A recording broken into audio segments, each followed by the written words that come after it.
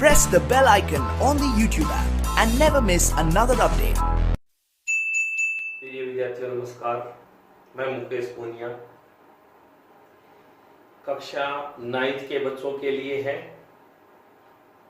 जो बच्चे 8th class का पेपर दे चुके हैं वो अब 9th कक्षा में हो चुके हैं।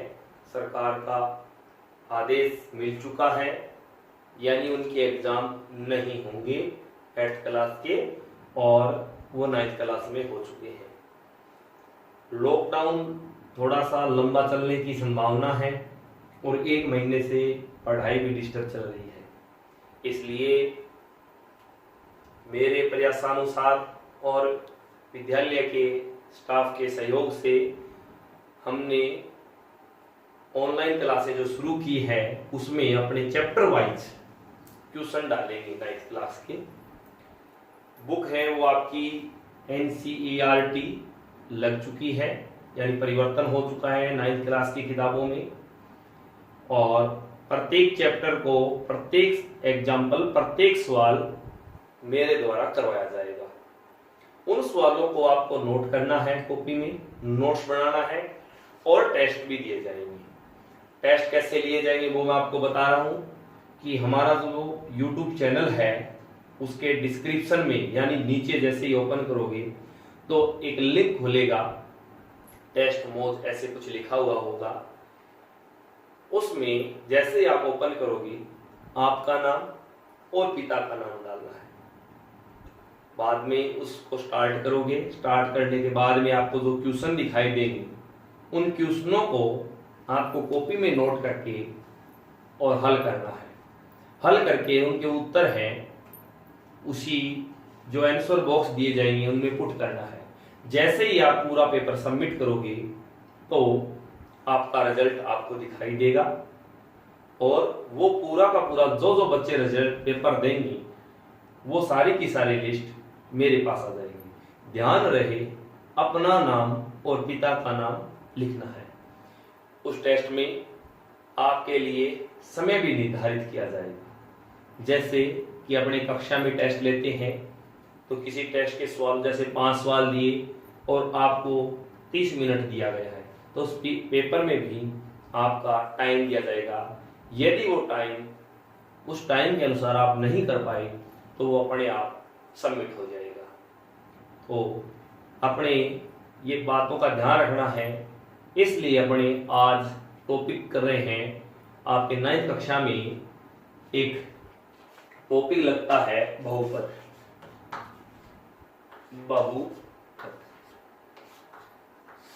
जैसे आपने 8वीं क्लास में पढ़ा था बहुपद, उसी के अनुसार ये आगे है। बहुपद किससे मिलके बना है पहले तो ये देखते हैं। बहुपद कह देते हैं, व्यंजक कह देते हैं।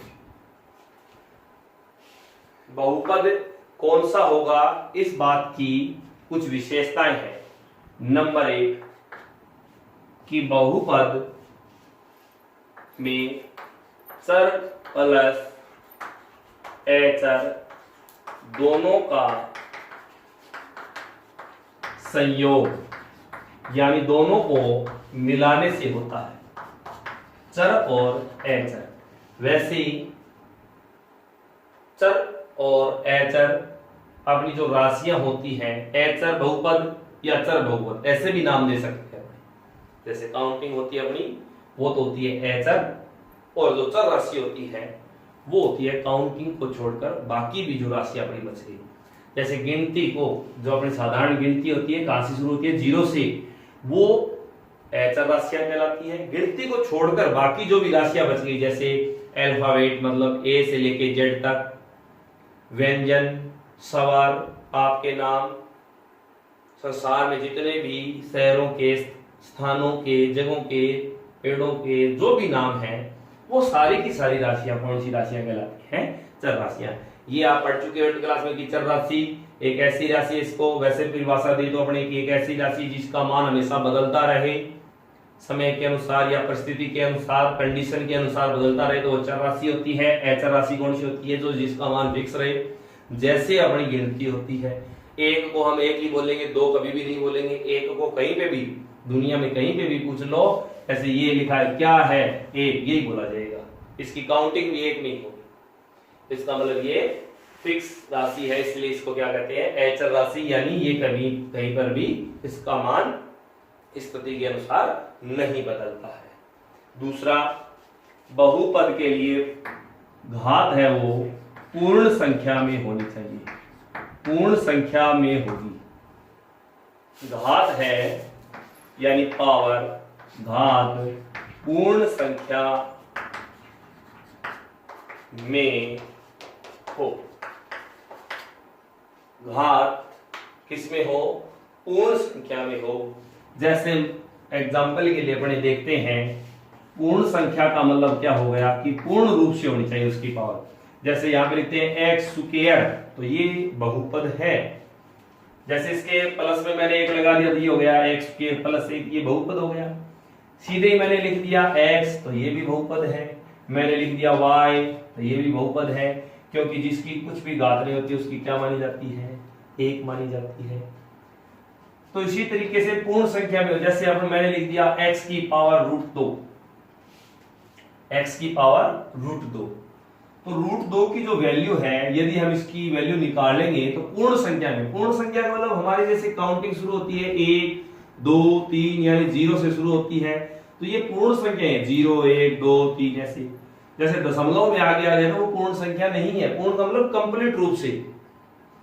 तो ये घात पूर्ण संख्या में होनी जरूरी है।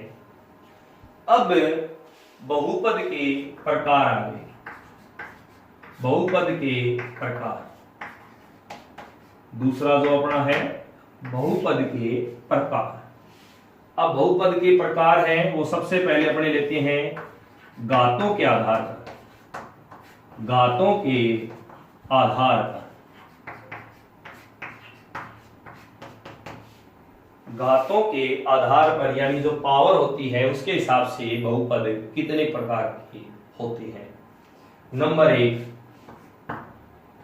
एक घाती बहुपद। एक घाती बहुपद, या इसका दूसरा नाम होता है रेखिक बहुपद। रेखिक बहुपद।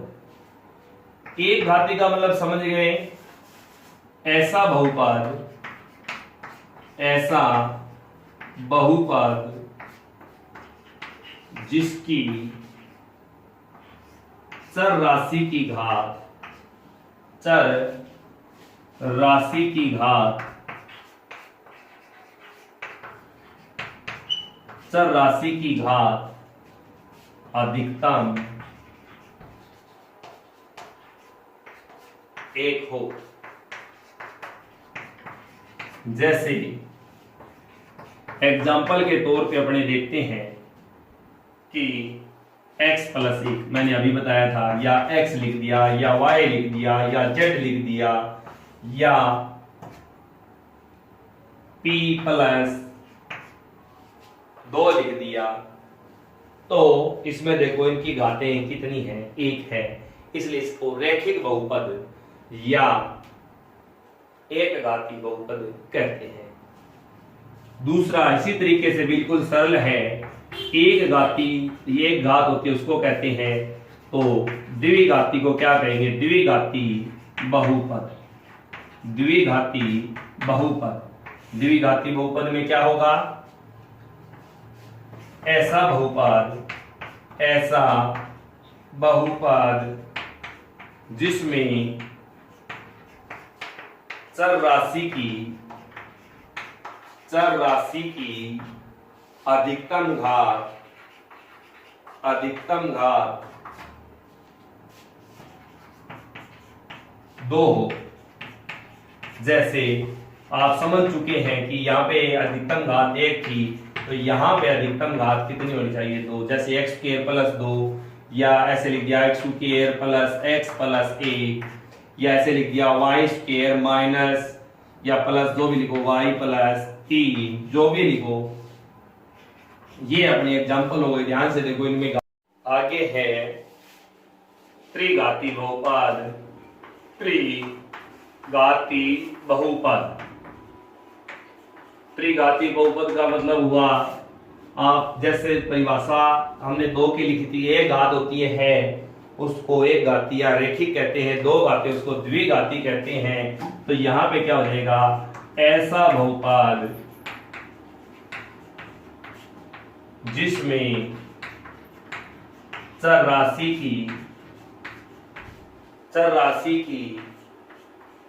अधिकतम घात या पावर 3 हो, उसे क्या कहते हैं, त्रिघाती बहुपद।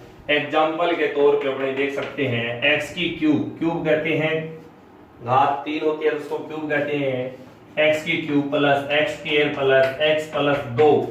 अब देखो इसमें लिखने से कुछ नहीं, अधिकतम घात देखते हैं, क्या लिखा है, चर की अधिकतम घात। तो चर की राशि ये x चर राशि होती है, मैंने आपको बताया था, काउंटिंग होती है वो क्या होती है, एचर होती है।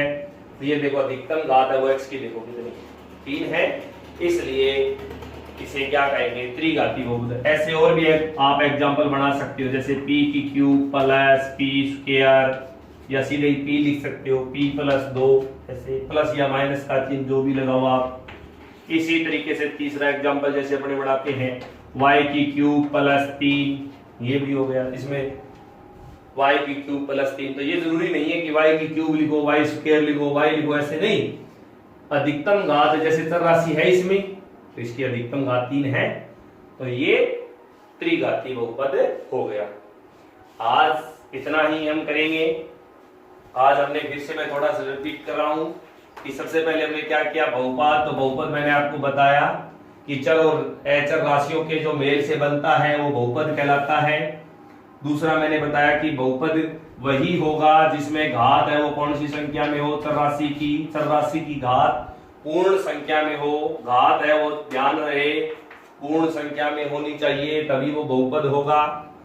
तीसरा हमने बहुपद के प्रकार पढ़े, बहुपद है वो हमने घातों के आधार पे पढ़े। आज प्रकार कि 3 प्रकार के, जैसे एक घाती, द्विघाती और त्रिघाती। एक घाती को क्या कहते हैं, रेखिक भी कहते हैं, जितनी घात होती है उसी के आधार पर इनका नाम रखा गया है। नेक्स्ट हम पढ़ेंगे बाद में आगे वाले वीडियो में बहुपदों के पदों की संख्या के आधार पर प्रकार, पदों की संख्या के आधार पर। तो आपको क्या करना है, 9th क्लास के बच्चों को जो ये वीडियो में जितना मैंने करवाया है उसको कॉपी में नोट करना है। वीडियो को आप पूरा देखकर उसको नोट करना है, और आगे के वीडियो आप मिलते रहे, नोटिफिकेशन आपको मिलता रहे डेली। इसके लिए हमारा चैनल है वो जो घंटी का बटन होता है नीचे, उसको दबा के सब्सक्राइब करना है। और किसी भी बच्चे की कोई भी दिक्कत आए तो उसके कमेंट बॉक्स में लिख देना है कि सर हमें ये दोबारा समझाना है, तो वो आपको दोबारा रिपीट करवा दिया जाएगा। इसलिए लॉकडाउन है, ये हमारी मजबूरी है महामारी की वजह से, लेकिन हमें हमारी जो पढ़ाई है वो बिल्कुल भी खराब नहीं करनी है। आगे हमारा भविष्य है, इसलिए अपने घर बैठे ऑनलाइन क्लासों का अच्छे से प्रयोग करके अपने पढ़ाई को जारी रखना है। और ध्यान रहे, जैसे ही हर 2 दिन के बाद में आपका जितना टॉपिक हो जाएगा उसके बाद में टेस्ट लिया जाएगा। धन्यवाद।